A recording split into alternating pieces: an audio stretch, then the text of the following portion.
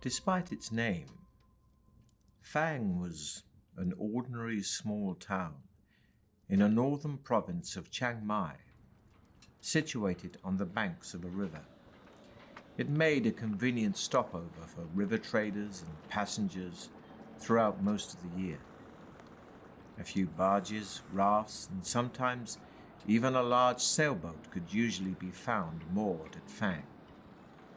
But all that was long ago, before the creation of the Trial of Champions. Now, once a year, the river is crammed with boats as people arrive from hundreds of miles around, hoping to witness the breaking of an ancient tradition and see a victor in the Trial of Champions.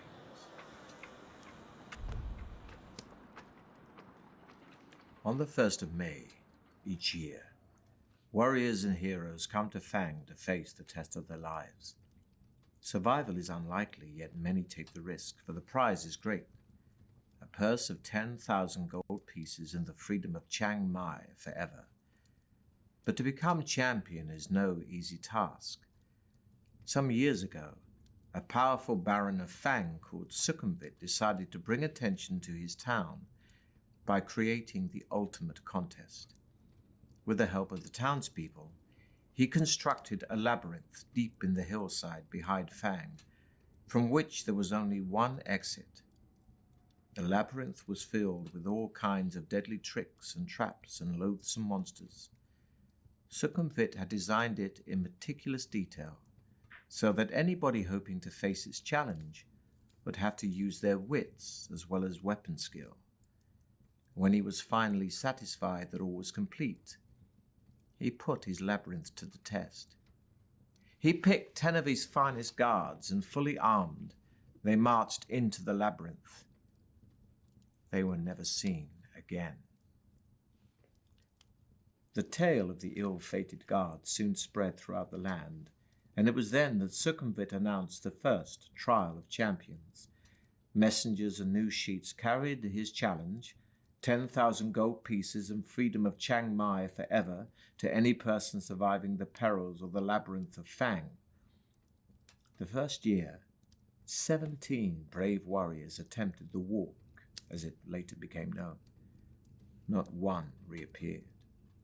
As the years passed and the Trial of Champions continued, it attracted more and more challengers and spectators. Fang prospered and would prepare itself months in advance for the spectacle it hosted each May. The town would be decorated, tents erected, dining halls built, musicians, dancers, fire eaters, illusionists, and every sort of entertainer hired, and entries registered from hopeful individuals intent on making the walk. The last week of April found the people of Fang and its visitors in wild celebration. Everybody sang, danced, and laughed until the day broke on the 1st of May, when the town thronged to the gates of the labyrinth to watch the first challenger of the year step forward to face the Trial of Champions. Having seen one of Sukhumvit's challenges nailed to a tree, you decide that this year you will attempt the walk. For the last 5 years, you have been attracted to it not for the rewards, but for the simple fact that nobody has ever yet emerged victorious from the labyrinth. You intend to make this the year in which a champion is crowned. Gathering up a few belongings, you set off immediately. 2 days' walk takes you west to the coast, where you enter the cursed port Black Sand. Wasting no time in that city of thieves, you buy your passage on a small boat sailing north to where the river Coke meets the sea, and from there you raft upriver for 4 days, until finally you arrive in Fang. The trial begins in 3 days' time, and the town is in an almost hysterical mood of excitement. You register your entry with the officials and are given a violet scarf to tie around your arm, informing everyone of your status. For 3 days, you enjoy Fang's greatest hospitality and are treated like a demigod. During the long merriment, you almost forget your purpose in Fang. But the evening before the trial, the magnitude of the task ahead begins to dominate your thoughts. Later, you are taken to a special guest house and are shown your room. There is a splendid 4-poster bed with satin sheets to help you rest, but there is little time left for sleep.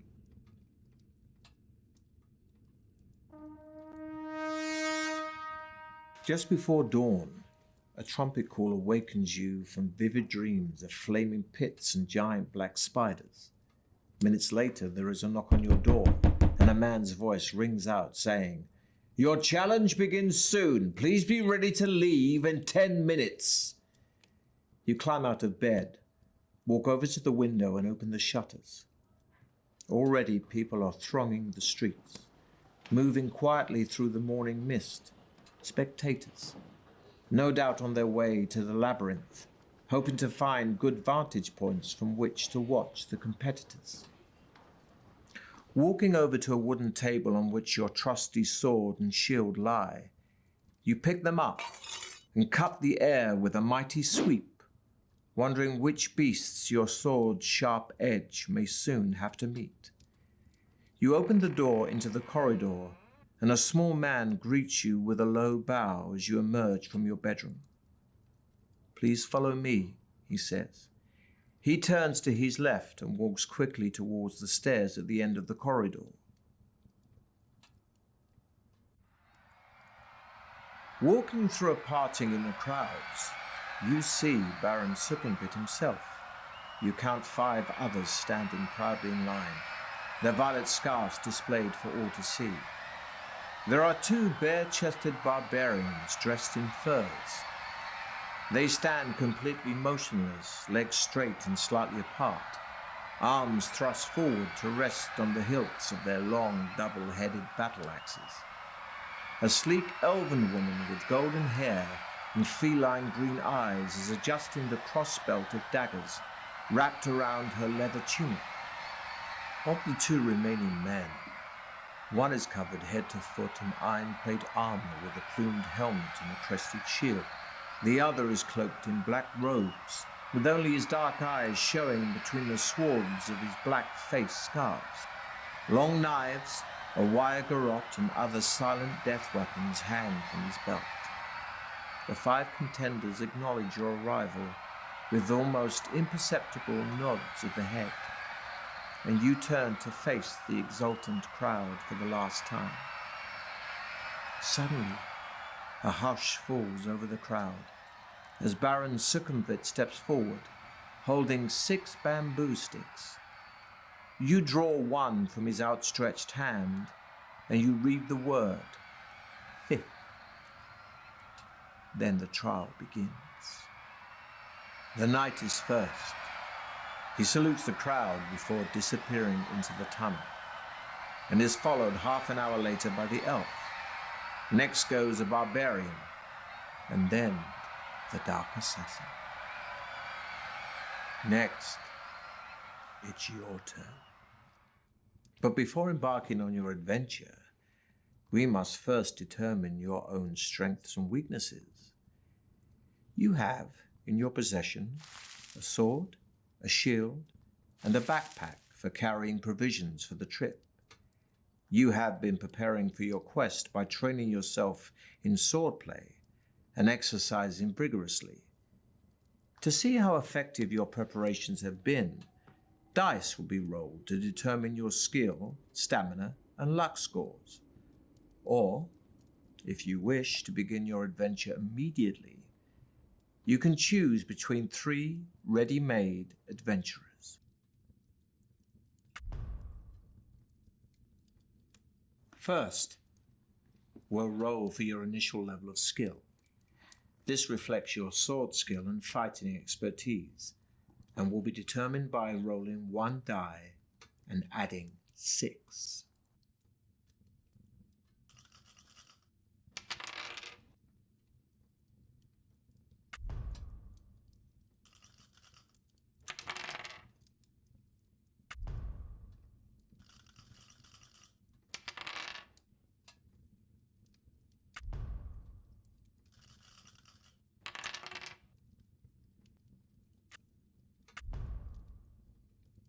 Next, we'll roll for your initial stamina, which represents your strength.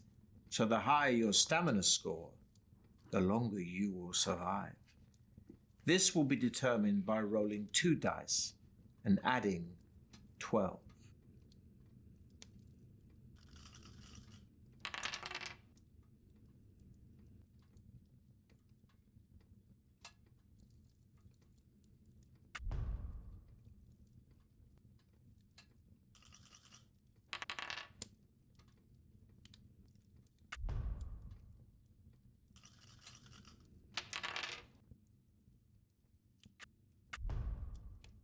Next, we'll roll for your initial luck, which represents how lucky an adventurer you are.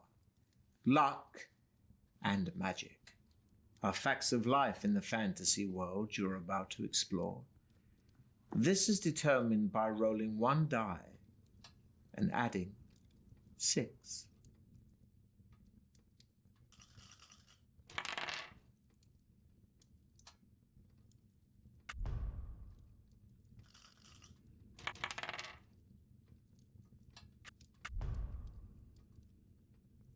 You may also take a magical potion with you to aid you on your quest. Each bottle of potion contains 2 measures, so can be used twice during an adventure. You can choose from a potion of skill that restores your skill points to their initial amount, a potion of strength that restores your stamina points to their initial amount, or a potion of fortune that not only restores your luck points to their initial amount, but will also increase your initial luck score by 1 each time it's used. Lastly, before you begin your quest, you are given enough provisions for 10 meals. When you eat a meal, your stamina score will increase by 4 points. But don't forget, your stamina can never exceed the initial amounts you've just set.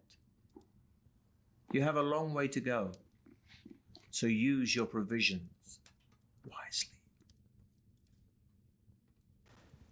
During your adventure, you'll enter into combat a number of times, and the further you go, the tougher your opponents will be.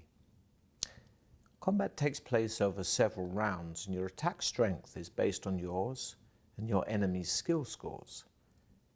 For each round of battle, we'll roll 2 dice for you and 2 for your opponent, adding the results to your skill scores. These are your respective attack strengths. Whoever's attack strength is the highest wins that round of combat. If you both had the same attack strength in a round, then it will be a tie. In some battles, you can take an opportunity to escape. But beware. If you do run away, your opponent will automatically score 1 hit on you as you flee, costing you 2 stamina points. So be sure you have enough. Such is the price of cowardice.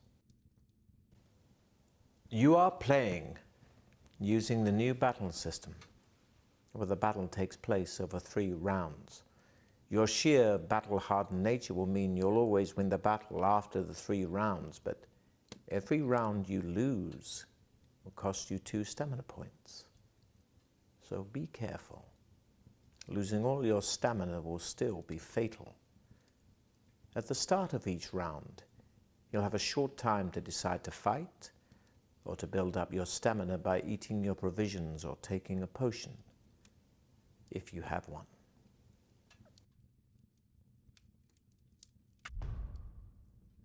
You are playing using the traditional battle system from the original Deathtrap dungeon book. At the start of each round, you'll have a short time to decide to fight or to build up your stamina by eating your provisions or taking a potion, if you have one. After each battle round, you'll be able to test your luck. By using luck in battles, you can either score a more serious wound on your opponent or minimize the effects of a wound scored on you. If you test your luck after you have just wounded your opponent, we'll roll 2 dice, and if the total is the same or less than your current luck score, you will have been lucky and will take an extra 2 points from your opponent's stamina. But if the roll is greater, then the damage to your opponent will be halved. If your opponent has just inflicted a 2 stamina wound on you, a lucky roll will halve that damage, but an unlucky roll will take an additional stamina point. One last thing. Testing your luck has a cost. Each time you test your luck score will be reduced by 1 point.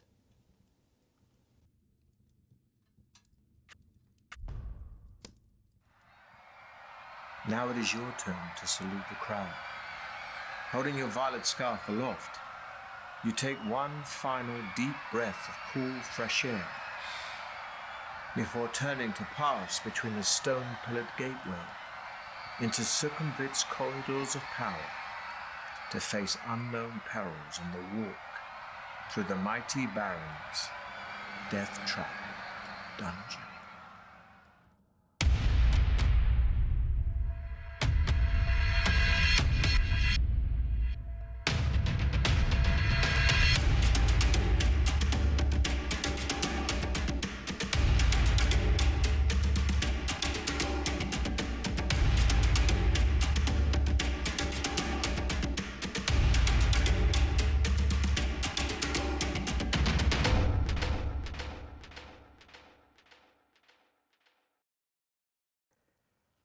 The clamour of the excited spectators gradually fades behind you as you venture deep into the gloom of the cavern. Large crystals hang from the tunnel roof at 20-metre intervals, radiating just enough soft light for you to see your way.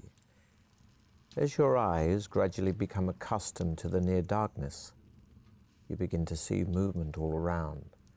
Spiders and beetles crawling up and down the chiseled walls disappear quickly into cracks and crevices as they sense your approach.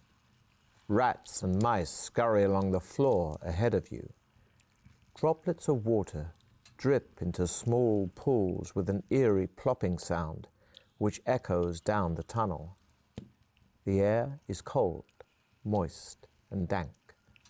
After walking slowly along the tunnel for about 5 minutes, you arrive at a stone table standing against the wall to your left. On it, there are 6 boxes, one of which has your name painted on its lid.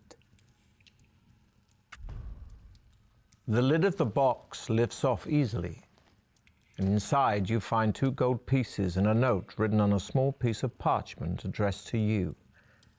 After placing the gold in your pocket, you read the message, which says, "Well done. At least you had the sense to stop and take advantage of the token aid given to you. Now I can advise you that you will need to find and use several items if you hope to pass triumphantly through my Deathtrap dungeon. Signed, Circumvit." Memorizing the advice on the note, you tear it into tiny pieces and continue north along the tunnel, where you come to a junction. A white arrow painted on one wall points west. On the floor, you can see wet footprints made by those who entered before you. It's hard to be sure, but it looks as though 3 of them followed the direction of the arrow, while one decided to go east.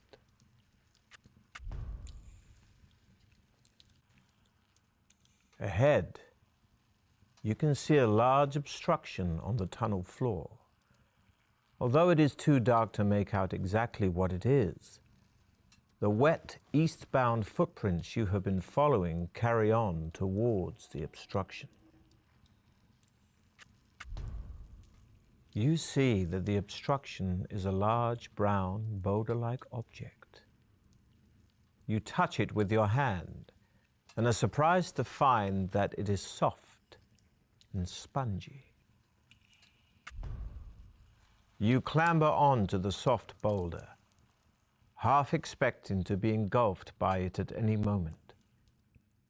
Getting over it is difficult, as your limbs sink into its soft casing, but eventually you manage to struggle over it, relieved to be back on firm ground.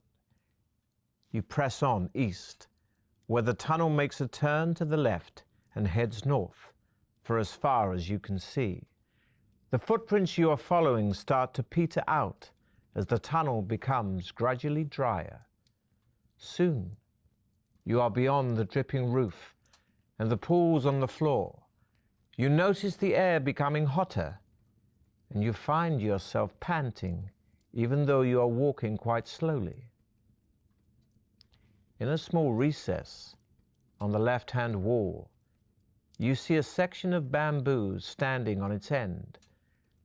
Lifting it down, you see it is filled with a clear liquid. Your throat is painfully dry, and you feel a little dizzy from the heat in the tunnel. The water in the bamboo pipe is welcomely refreshing and adds 1 stamina point. It also contains a magical solution which will enable you to be exposed to melting point temperatures without harm. Discarding the bamboo, you start off north again, in good spirits. You find yourself dripping with sweat as the temperature continues to rise. As you struggle on, the heat intensifies until it becomes so unbearable that you feel yourself begin to pass out. Although the temperature in the tunnel is higher than you could normally tolerate, the liquid from the bamboo pipe keeps you alive, and mercifully, after a few moments, the temperature drops rapidly and soon feels almost cool again. On the left-hand side of the tunnel is a closed door. It has a small iron plate in it, which looks like it might slide open. The small plate slides open easily, and you find yourself peering into a room with a deep pit in the floor behind the door. On the opposite wall, there is a coil of rope hanging on one of 2 iron hooks. The door swings open into the room, and you step back and jump over the pit. You put the rope in your backpack and jump back over the pit to leave the room and head north. Ahead, you see that the tunnel turns sharply to the left. You turn a corner and almost bump straight into 2 fierce-looking orcs armed with morning stars and wearing leather armor. You are totally unprepared for them and struggle to ready your weapons. The orcs roar, and as you draw your sword, one of them swings its morning star at you, which, thankfully, crashes into your shield, bouncing off harmlessly. The tunnel is too narrow for both of them to attack you at once, so you fight them, one at a time.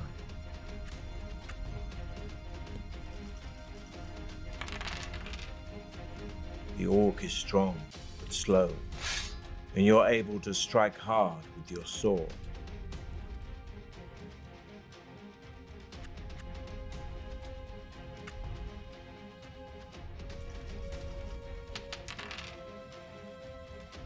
Your shield protects you from the orc's frenzied attack, while you're able to hack at its leg.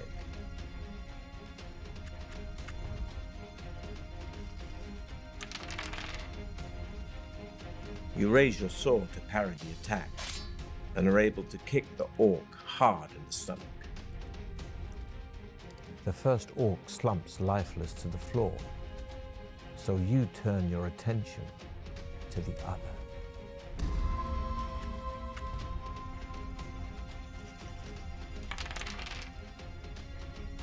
The orc is strong but slow, and you're able to strike hard with with your sword.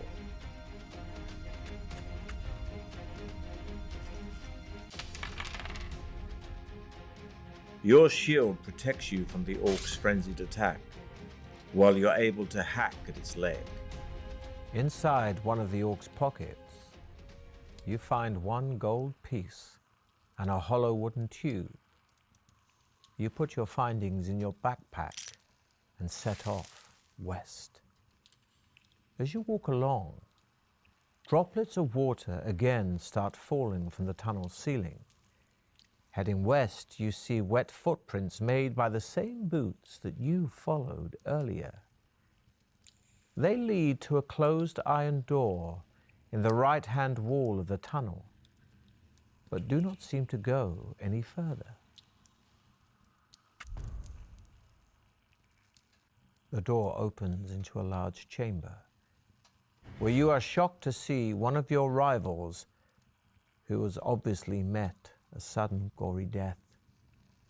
It is one of the barbarians, and he is impaled on several long iron spikes that are fixed to a frame which has sprung out of the floor. A lot of debris litters the floor, concealing a hidden tripwire which he must have stepped on, releasing the spiked frame. In the far wall is an alcove in which you can see a silver goblet standing on a small wooden table.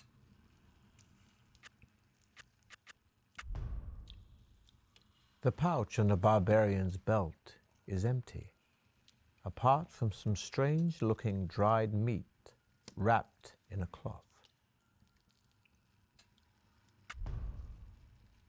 The meat contains herbs which increase your strength, adding 3 to your stamina score. The passage soon leads to a junction where you notice more footprints on the floor, possibly as many as 3 pairs, heading north from the south passage. You decide to follow them to where the passage opens out into a wide cavern, which is darker but much drier. Ahead, you see the footprints gradually fade, then disappear.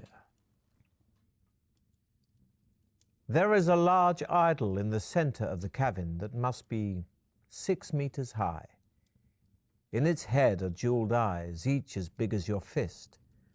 On either side of the idol stand 2 giant stuffed, bird-like creatures. The idol is very smooth and will be difficult to climb, but the rope you found earlier will help here, and you make it into a lasso. You whirl the rope above your head and throw it up at the idol, smiling happily as it lands around its neck. You then tighten the noose and start to climb, hauling yourself up the rope. You are soon at the top of the idol, sitting on the bridge of its nose and holding on to the rope. You draw your sword and wonder which jeweled eye to prize out first. As you touch the idol's emerald eye, you hear a creaking sound below you. Looking down, you are shocked to see the 2 stuffed birds flying off. Their wings flap in jerky movements, but they are soon above you and look set to attack. You'll fight the flying guardians one at a time, but reduce your skill by 2 during this combat because of your restricted position.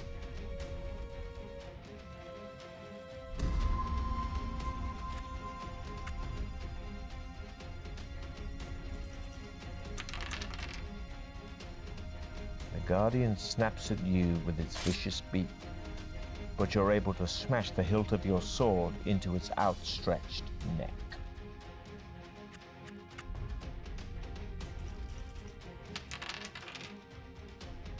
Clawing at your leg with its talons, the guardian rips away a chunk of your stamina.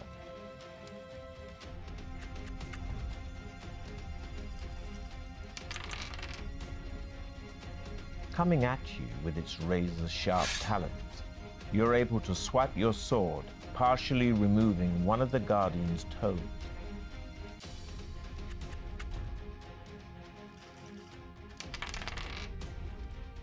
You're able to grab the wing of the Guardian and send it crashing into the idol.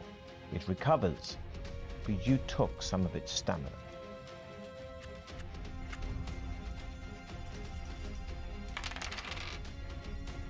The Guardian snaps at you with its vicious beak, but you're able to smash the hilt of your sword into its outstretched neck. The crumpled form of the first flying Guardian falls crashing to the floor. So you ready yourself to take on the second.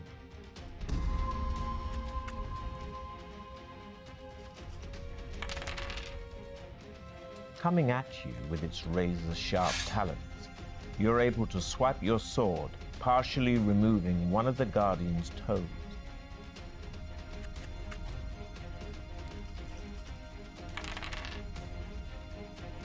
You're able to grab the wing of the Guardian and send it crashing into the idol.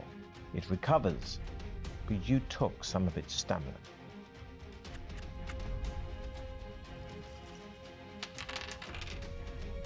The Guardian snaps at you with its vicious beak, but you're able to smash the hilt of your sword into its outstretched neck.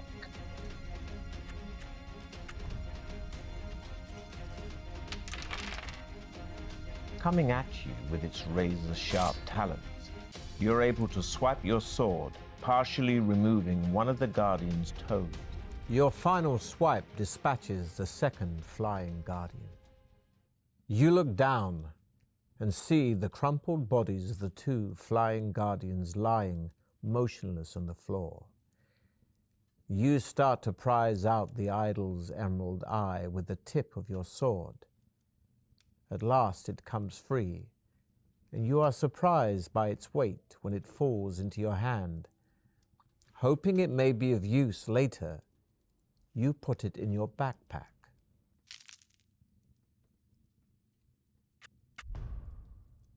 Back on solid ground once again on the cavern floor, you try to shake the rope off the idol's neck. This will be a test of your luck. Remember, 2 dice are rolled. Equal to or less than your current luck score, you'll have been lucky. Higher than your current luck score, you have been unlucky. The lasso loosens itself, and you are able to shake it free of the idol's neck. It falls to the floor with a loud clatter. You quickly coil the rope up again and put it in your backpack. Wasting no more time in the cavern, you run forward to the tunnel in the northern wall. Not much farther down the tunnel, you come to a closed door on your left. Putting your ear to the door, you listen intently but hear nothing.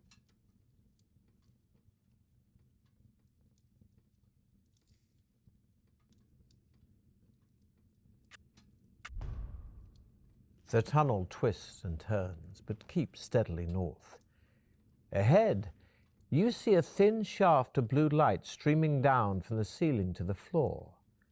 It sparkles and shimmers, and you can see images of laughing faces in the light.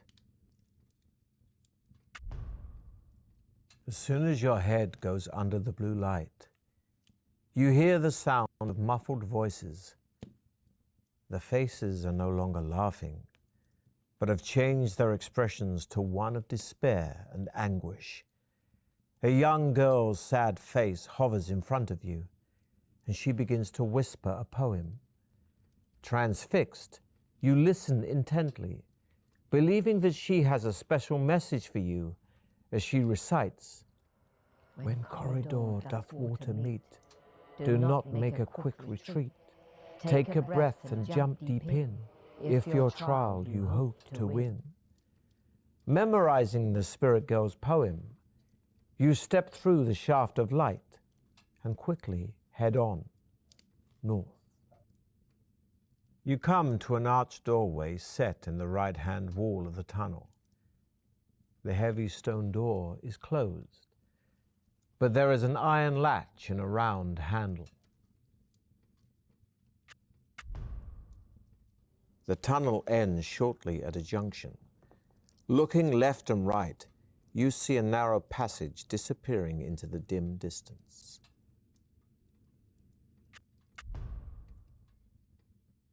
You walk down the passage and soon find yourself standing at the edge of a deep, dark pit. The passage continues east on the other side of the pit. You think you could probably jump over the pit, but you're not sure. There is a rope hanging down from the ceiling over the center of the pit.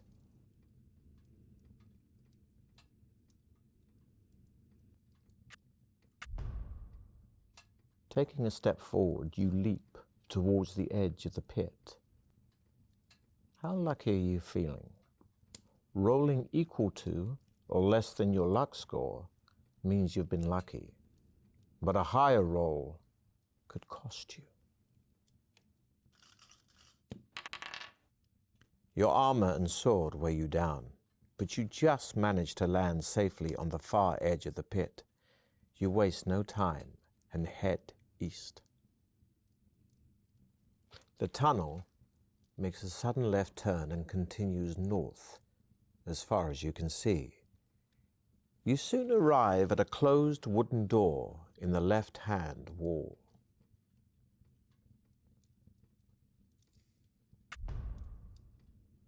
The door opens into a large candlelit room filled with incredibly lifelike statues of knights and warriors.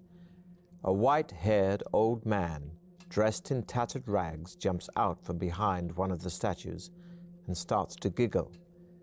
Though he looks like a fool, the sparkle in his eyes makes you think there is more to him. In a high-pitched voice, he says, "Oh, good!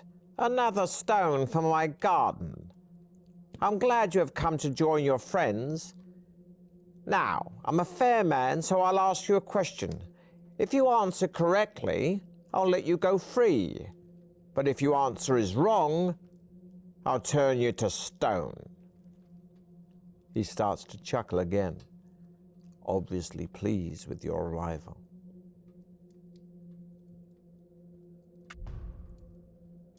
The old man points at one of the statues, and you recognize it immediately. It is the knight who started the trial of champions. The agonized look on his face locked in stone for eternity. The old man smiles, saying, "This man weighs 100 pounds plus half his weight. How much does he weigh?" "What will you answer?"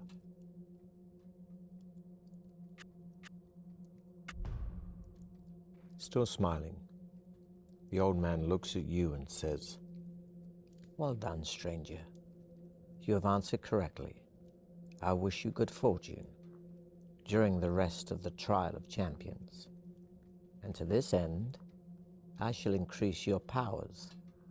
He then mutters a few more unintelligible words, and you feel a powerful surge soar through your body, increasing your skill, stamina, and luck by 1. You bid the old man farewell and leave his room to continue north along the passage. Only a few meters further down the passage, you see another closed door in the left-hand wall. The letter X is scratched into its center panel. Putting your ear to the door, you listen intently, but can hear nothing.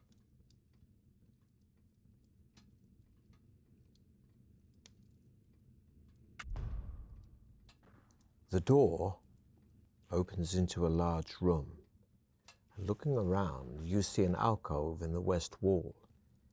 In the middle of the room, sitting in the chair, is the skeleton of an armed warrior, possibly a contestant from years gone by.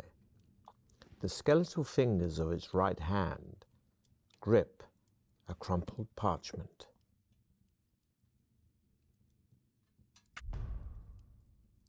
Touching the parchment has precisely the effect you had feared. The skeleton lurches forward and, rising from its chair in a series of jerky movements, raises its sword to strike you. Lunging sideways, you draw your sword to defend yourself.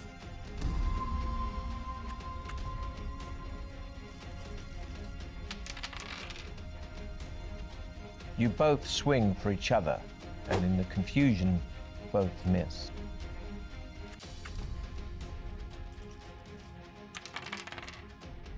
The skeleton is strong, but slow. You swing your sword, which smashes into its leg.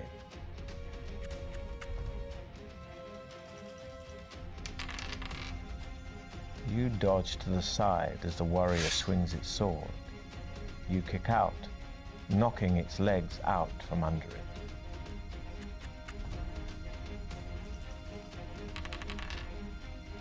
You run around the jerking skeleton, smashing your sword into its arm. Once again, you reach for the parchment, only this time lying amidst a pile of broken bones. Unfolding it, you see a map of a room with a drawing of a hideous creature inside it.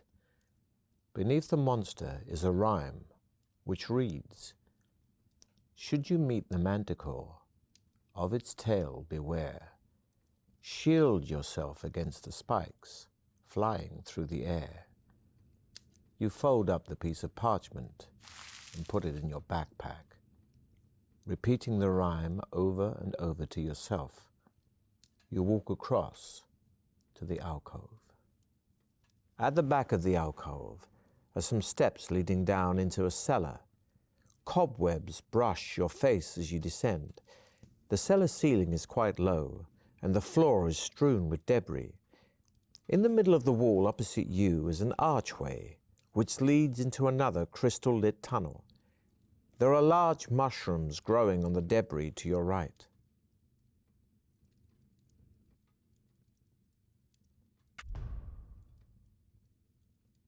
The tunnel continues west for several hundred meters, finally ending at some steps leading up to a closed trap door. You climb the steps slowly, hearing muffled voices above you.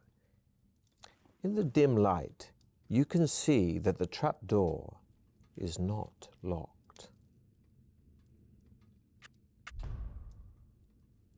You throw the trap door open and run up the steps into a bright, lantern-lit room.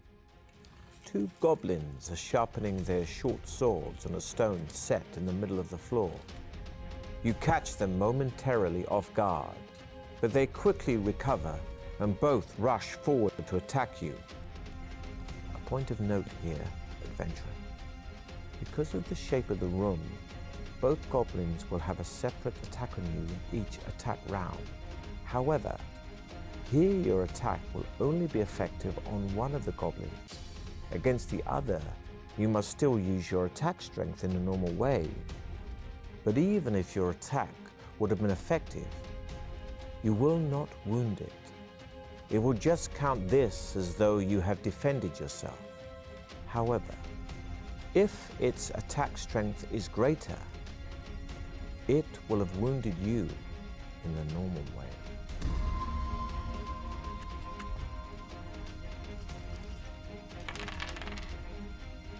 You hurl yourself at your enemy, fists flailing, and land a stunning blow.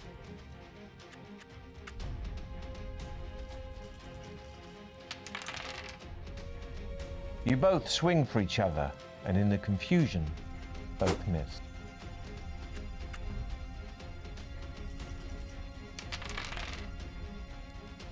You thrust your sword, and you clearly damage the creature. Triumphant in one of your toughest battles to date, you see that the only furniture in the goblin's room is a table, 2 chairs, and a cupboard on the wall. There are 2 closed doors, one in the west wall and the other in the north wall.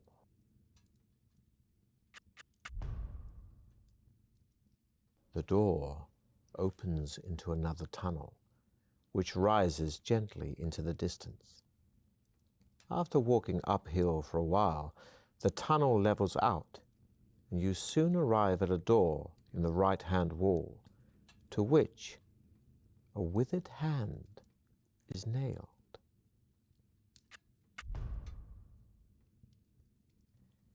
There is an open pipe in the right-hand wall, about 1 meter in diameter. It is too dark to see far down it. You shout into it and hear your voice echoing down the iron pipe until eventually the sound fades away. The pipe is wet and slimy, but you crawl on into the dank darkness, slithering and sliding as you go. Suddenly your hand touches something hard and square, which feels as if it is made of wood. It rattles as you shake it, and you decide you must be holding a box. Removing the box lid by the light of the tunnel, you find an iron key and a large gem. It is a sapphire. Placing the items carefully in your backpack, you gain 1 luck point and set off north once again. There is a new branch in the tunnel on your left, and ahead you see 2 bodies lying on the floor. You stop and peer down the new tunnel, but seeing no doors or creatures, you decide against walking down it. With your sword drawn, you walk over to the bodies of the 2 orc guards. At least one of your rivals in the trial of champions must still be ahead of you. A quick search of the bodies produces nothing, apart from a necklace of teeth around the neck of one of the orcs.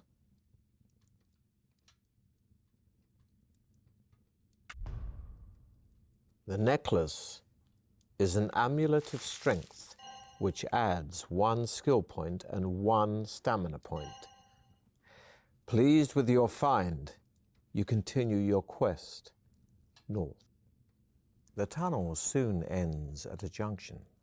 Standing there alone and wondering which way to go is one of your rivals. It is one of the barbarians. You call out to him, but at first he does not answer. He merely stares at you coldly, his hands firmly gripping his axe. You walk up to him and ask which way he is heading. He grunts his reply, saying that he is going west, and you may go with him if you wish.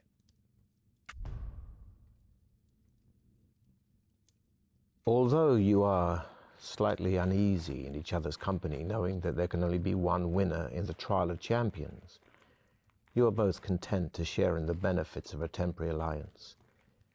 And you begin to tell each other of your exploits so far, of the monsters and traps encountered and the dangers overcome. Walking along, you soon come to the edge of a wide pit. It is too deep and dark to see to the bottom. The barbarian suggests he lowers you to the bottom with his rope, saying he has a torch which he can light for you to use. You tie the rope around your waist and take hold of the lighted torch given to you by Throm, as your barbarian ally calls himself. Taking hold of the slack rope, Throm lowers you slowly over the edge of the pit and down into the dark depths below. You can see by the light of the torch that the sides of the pit are extremely smooth. You drop about 20 meters before hitting the bottom of the pit. There, you see another tunnel heading north, and you call up to Throm and tell him of your discovery. He calls back, saying that he is going to tie the rope around a protruding rock on the edge of the pit and will come down and join you. You hear him climbing down, and soon you are together again. Throm retrieves his rope by shaking it off the rock, and you set off north along the new tunnel. On a stone ledge in the tunnel wall, you see 2 dusty leather-bound books. Throm grunts his contempt for the written word urging you to leave the books and hurry on. As you open the book, it immediately begins to disintegrate, the pages turning to dust in your hands. You manage to keep a few fragments and read the handwritten script. The book appears to be about monsters, and from what you can make out, it contains a full description of a monster called the Blood Beast. It is a horrific, bloated creature with tough, spiny skin and facial blisters which burst open to become mock eyes, evolved to hide the Blood Beast's only weak spot, the real eyes. Blood beasts usually dwell in pools of fetid slime which give off a poisonous gas so strong that it alone can easily knock people unconscious. The blood beast, although too bulbous to haul itself out of its slime pool, has a long and vicious tongue which it wraps around its victims before it drags them into its pool. As the helpless and still living victim's flesh decomposes in the vile slime, the blood beast will feed on it. You tell Throm about the grotesque blood beast. He merely shrugs his shoulders and tells you to get going. The book pages are sealed together, but a small hole has been cut out in the middle of them, just large enough to hold a small corked bottle containing a clear liquid. You show it to Throm, who holds up his hand, indicating that he does not want you to come anywhere near him with it. His distrust of things unknown is strongly evident. The liquid is a magical potion that will enable you to detect hidden traps and adds 2 luck points.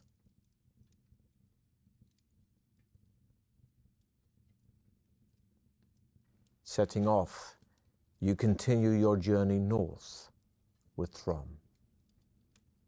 The tunnel turns sharply to the right, continuing east for as far as you can see. Throm stops and tells you to halt as well. He turns his head slowly from side to side, listening. I hear footsteps coming down the tunnel towards us, he whispers. Draw your sword. You both crouch down to hide in the shadows, and not a minute too soon. For a moment later, you see the silhouette of 2 armed guards. Throm jumps up and dashes forward, screaming a loud battle cry. They are 2 cave trolls. Throm attacks the first one with his battle axe, and you run to his aid to attack the second.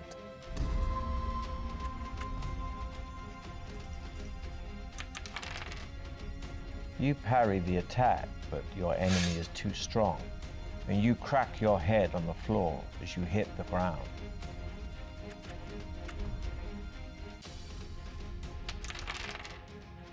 You hurl yourself at your enemy, fists flailing, and land a stunning blow.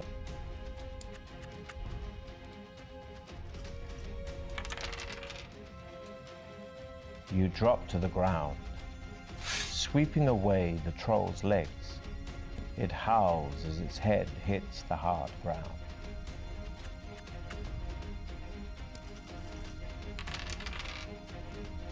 The troll swings low, crashing into your ankles, knocking you off balance.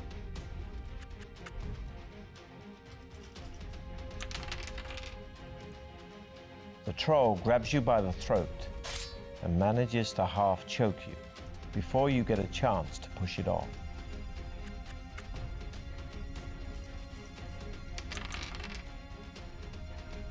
You parry the attack, but your enemy is too strong, and you crack your head on the floor as you hit the ground.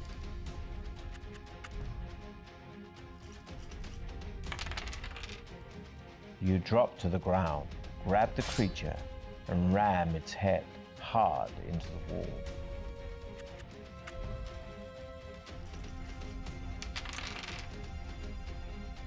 You hurl yourself at your enemy, fists flailing, and land a stunning blow.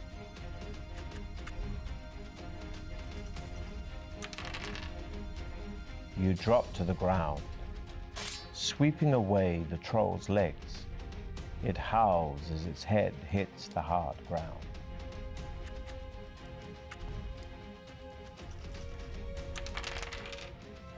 You drop to the ground, grab the creature, and ram its head hard into the wall.